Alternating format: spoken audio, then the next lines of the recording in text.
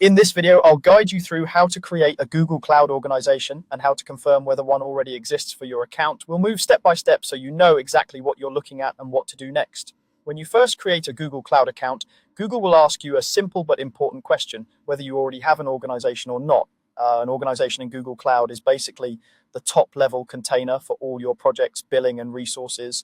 It's especially useful if you're managing multiple projects, a team, or a company environment. If you're just getting started or using a personal account, you might not see an organization right away, and that's completely normal. Once your account is created and you've signed into the Google Cloud Console, the first thing you want to do is open the main navigation panel. You'll find this in the top left corner of the console interface. It looks like a small stack of 3 horizontal lines. Click that to expand the menu that gives you access to all the main sections of Google Cloud. From that navigation menu, look for the section called IAM and Admin.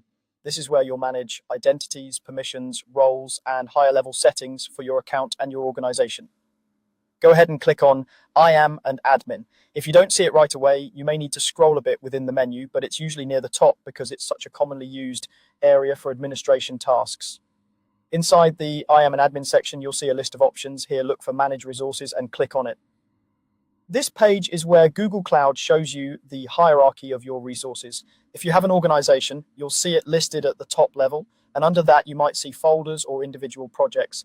Think of this page as your main dashboard for the structure of everything in your account. On the Manage Resources page, take a moment to review what's displayed. If an organization has been created for your account, you'll see its name and some basic details like the organization ID and possibly other information tied to your domain if you're part of a company or workspace environment. This confirms that your Google Cloud account is already associated with an organization and that any new projects you create can be placed under that organization. If you don't have an organization, this is also where you'll find out. Instead of an organization listing, the page will clearly say no organization. That message means your account is currently operating at the project level only without an organizational layer on top. For many individual users or simple experiments, this is fine. However, if you plan to manage multiple users, enforce policies, or control access at a higher level, you'll eventually want an organization set up.